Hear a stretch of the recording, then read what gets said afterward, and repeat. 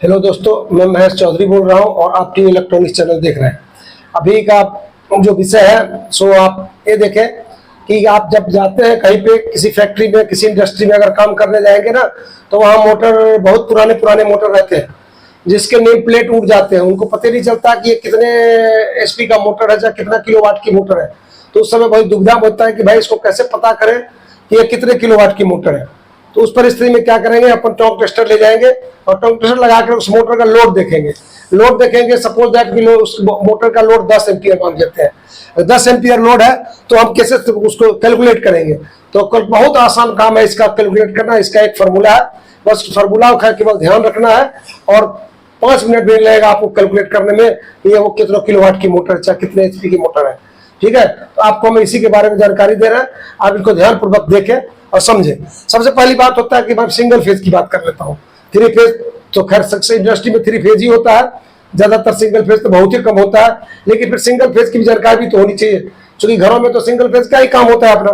तो हर काम 3 phase factory का काम तो चलता नहीं है, इसलिए मैं सिंगल फेज का भी बता देता हूँ, 3 फेज का बताता हूँ।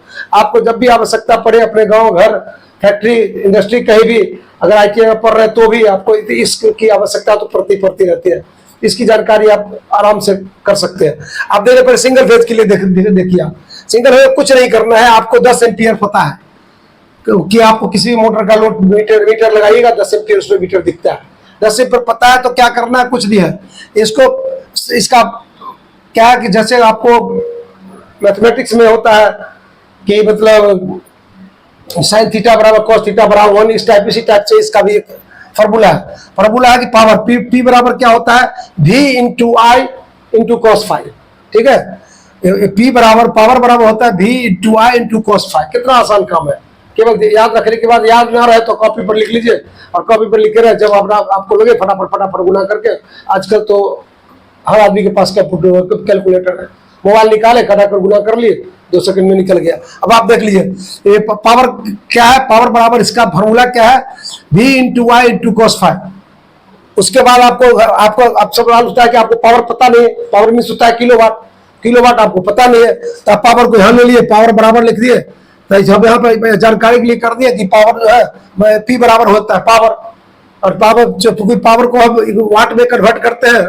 यहाँ लास्ट में पावर को 1000 से गुना भाग देने के बाद जो है एक कन्वर्ट हो जाता है, मतलब इसको किलोवाट में कन्वर्ट कर देता है। तो आप देख लीजिए, अब यहाँ पर क्या है कि पी बराबर पावर लिख दिया। आपको वोल्टेज तो पता है सिंगल फेज में कितना होता है, 220 वोल्ट होता है। तो आपने वोल्टेज लिख दिया 220 वोल्ट। एम्पियर आपको पता ही है कि आपने मीटर से देख लिया है, तो ये भी 10 एम्पियर लिख दिया। आपको पता है कि इंडिया का पावर फैक्टर 0.8 होता है, आप 0.8 लिख दिए, बस काम खत्म। इसके बाद करना क्या है, बस इसको फिर नीचे बेसिक पावर बराबर लिख दिया 220 वोल्ट इंटू 10 इंटू 0.8। कुछ नहीं करना है, ये तीनों को गुना कर देना है। ठीक, तीनों को गुना कर दिए, 220 वोल्ट को और 10 को गुना कर दिए, वो तो कितना हो गया, 2200 हो गया। आप भी गुना करके देख सकते हैं, मैं तो पहले करके देख लिया, चूंकि इतना कैलकुलेट करने का यहाँ पे बात करने में बहुत लंबा वीडियो हो जाएगा, फिर थोड़ा बोरियत होता है। वीडियो पे ध्यान हमेशा रखना चाहिए, कम से कम समय में ज्यादा बता देना सही होशियारी है। लेकिन लेकर के बैठ जाए तो सब बैठ करके कॉपी लेकर बहुत उतारते रहे लिखते रहे तो 25 मिनट होगा। 25 मिनट आजकल कोई नहीं देखता वीडियो, इसलिए मैंने इस वीडियो को, हर वीडियो को मैं सोचता हूँ कि जितना छोटा कर सके, तो 3 से 4 से 5 से 7 8 मिनट तक हो जाए। बहुत कोई होता है तो 10 मिनट चला जाता है। मेरा इरादा रहता है जिससे कम से कम समय में आपको जानकारी दे सके।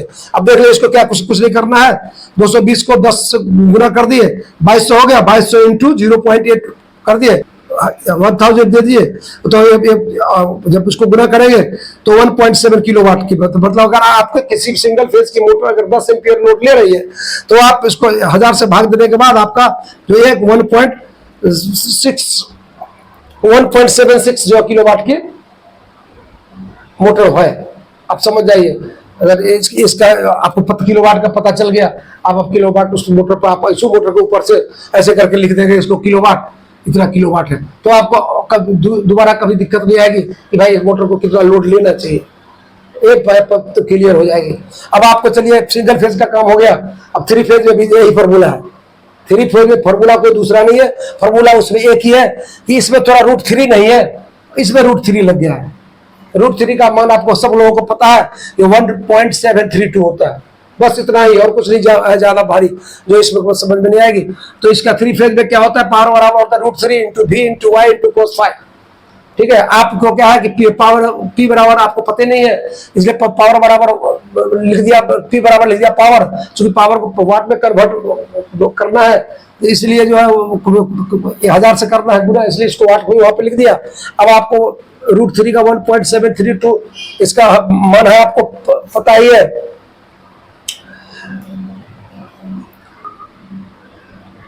√3 बराबर जो है आपको 1.732 पता है, वोल्टेज 415 वोल्ट आपको पता है, उसके बाद एम्पियर आप 10 एम्पियर मीटर से देख ही लिए, और 0.8 पावर फैक्टर आपको पता है। बस ये जो यहाँ करना है वैसा यहाँ करना है।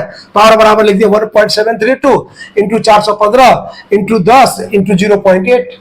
ठीक, अब इसको क्या करना है, तीनों को सभी को आपस में गुना कर देना है। सभी को गुना जब करेंगे तो मैं तो कर लिया हूँ, 5750 जो है इसका 0.24 होगा। उसको क्या क्या किलोवाट वाट में बदलना है, तो इसको करके इसको जो है 1000 से भाग दे देंगे। जैसे आप भाग देंगे तो आपको जो है 5.75 किलोवाट निकल जाएगा। तो इतनी आपको समझ में आ गई होगी। और आप लगा दिया पावर बराबर √3 × v × y × cos phi। आप उसको पी आपको पता नहीं है, √3 का मान आपको पता है कि 1.732 होता है। दूसरा वोल्टेज आपको पता है कि 415 वोल्ट आता ही है, उसका पावर फैक्टर आपको पता है 0.8, और एम्पियर भी आपको पता ही है। तो जब सारा पता है तो बस उसी जिस तरह इसको भागा दिया उस तरह इसको ही भाग दे देंगे कि 1.732 को वोल्टेज को प्लस 10 एम्पियर को प्लस 0.8 को, तो हो जाएगा। तो ये पावर बराबर हो गया 5750.24। फिर उसको जो वाट बन गया उसको किलोवाट में बनने के लिए 1000 से इसको भागा दे देंगे, ये हो जाएगा आपका 5.75 किलोवाट। समझ में आ गई होगी आपको। इसलिए अगर आप चैनल पर नए हैं तो कमेंट करें, शेयर करें, सब्सक्राइब करें और लाइक जरूर करें। इसलिए धन्यवाद धन्यवाद धन्यवाद।